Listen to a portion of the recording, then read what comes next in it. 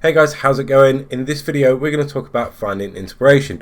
Quite often I decide I want to create a fashion shoot, but I have no idea how I want to go about it or what I want to shoot. So I have to come up with an idea and then start the process of finding a team. This video is the first in a series where I'll take you through the process of finding an idea, coming up with mood boards, finding the right team, the shoot itself, and then finally the editing process.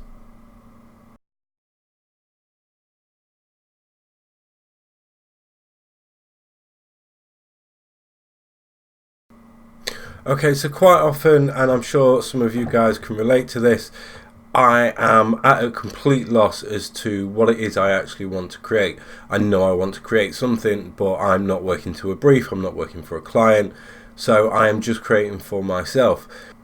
When we have these opportunities where we can just create for the sake of creating, it can be quite difficult to find a purpose. And when this happens, there's usually several things I do to find inspiration or come up with an idea. These include looking at websites, watching movies, looking in magazines, and also reading books. So, first of all, let's take a look at some of the websites that I have a look at. So there's two websites I always turn to before I go anywhere else. These are Fashion Gone Rogue and Fashion Editorial. Now these sites specialise in showcasing editorials that have already been released or with fashion editorials from photographers that are looking for magazines to publish their work. They're quite often on trend and on season, so depending on what time of year you're looking will influence the kind of styles that you see. First, let's take a look at Fashion Gone Rogue. Okay, so let's have a look at Fashion Gone Rogue. Now, there's always something on here that's going to inspire you. So let's have a look. Anybody that's seen my work will know that I'm quite a big fan of black and white. I really like that. Stuff like Horst, Bailey, Penn, that's the kind of stuff that I really enjoy. So this black and white is really quite nice. Let's do black and white. So we'll start.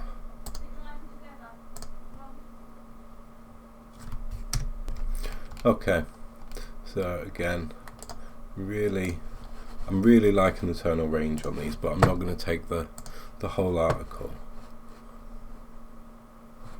But let's have a look and see what else there is that's black and white. So let's, well, like that.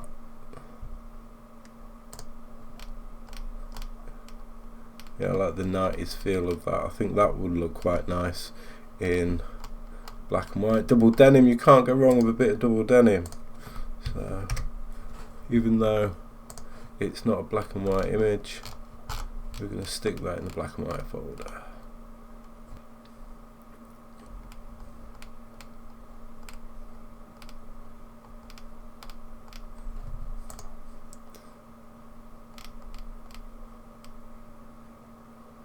That would look quite nice in black and white. There's a lot of black and white tones in that already. There we go, look at that, that's nice. And obviously, I know I'm only pulling up images at the moment that have black and white as the thumbnail, but a lot of these editorials are going to feature black and white images. So I would just click through anything that you find visually interesting. Again, that's got a very 90s feel to it. Helps that it's Kate Moss. Let's go with that as well.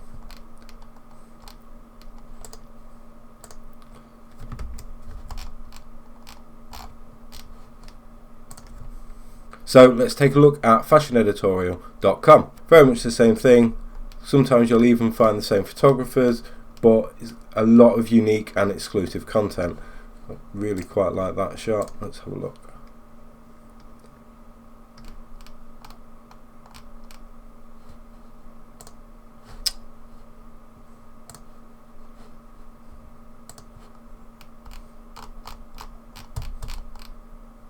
That's quite nice.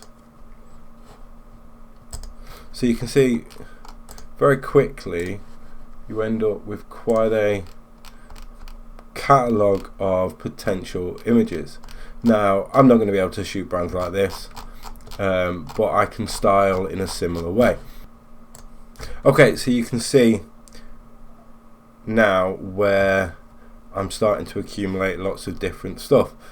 And if I was to find a lot on this, I could use Pinterest and pin a board on my Pinterest.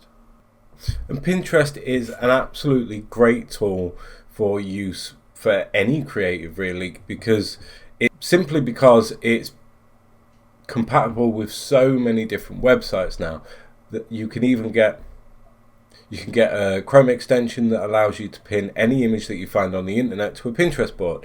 So you can constantly be adding to your sources of inspiration whenever you're trawling the internet. And of course, there is always going to be Instagram. So there's a whole host of movies out there, genres, but a couple that stick out in my mind that I've watched recently that are actually fashion orientated are Nocturnal Animals and Neon Demons. Now these have some really quite striking visuals in them.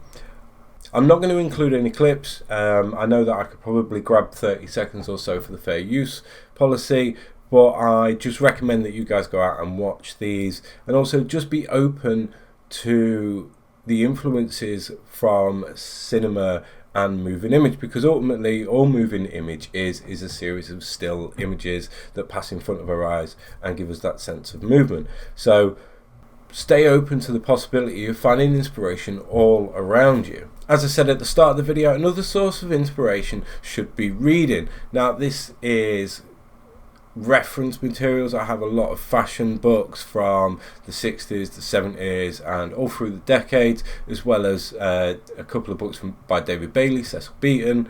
So you have these kind of reference materials that you could look at and see historical photographers firsthand, but also be open to magazines. If you are a fashion photographer, then ID and Dazed are definitely two of the top ones to look at, and it's always kind of been a dream of mine to shoot an editorial for either one of these magazines. But also photography magazines. Now I'm not just talking about things like Digital Camera World, I mean excuse me, sorry. Where was I? Yeah, so I'm not talking about the amateur photography magazines where they're reviewing kit and things like that, although they do have portfolio pages and readers' images published in them. I'm a big fan of the RPS Journal of Photography. So, 1 second.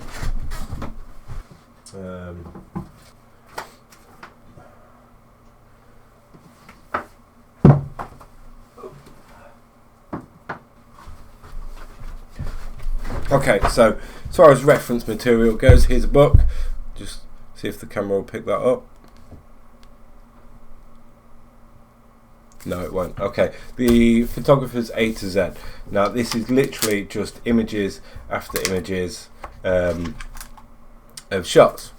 There we go. So I love picking up books like this. I think they're absolutely amazing for all circumstances, whether you just want to find new photographers or whether you're looking for inspiration. So definitely get things like that.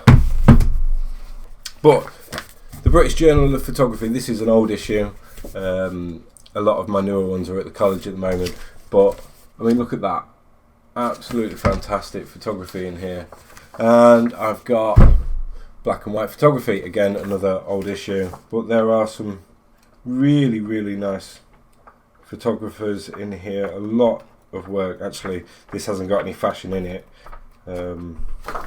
so that was a bad choice because there's no fashion in that. But these kind of magazines are gonna do you the world of good when it comes to finding inspiration. That's quite a nice shot, and I think that's something that could be achieved.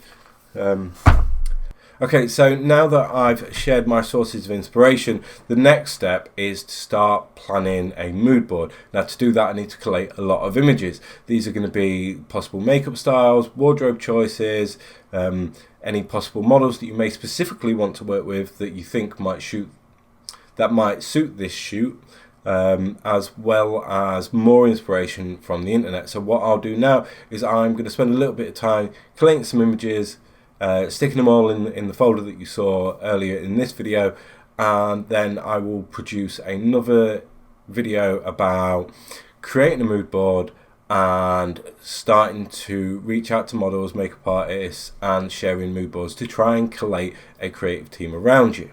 Okay, so hopefully you've enjoyed this video, and if you have, you'd be doing me a massive favor if you smash that thumbs up. Leave me a comment on your sources of inspiration. Are there any particular magazines or books that you turn to, any artists, or any films that you've recently watched that have inspired you to go out and create something? If there is, then tell me in the comments below, and you can leave a link to your shoot, and I will go over and check it out, and I will reply and give you my comments on what you've been creating. So thank you very much for watching. Make sure you subscribe to the channel, hit the bell icon to receive notifications. You know how this all works now. I will see you guys again soon for the next installment of this series.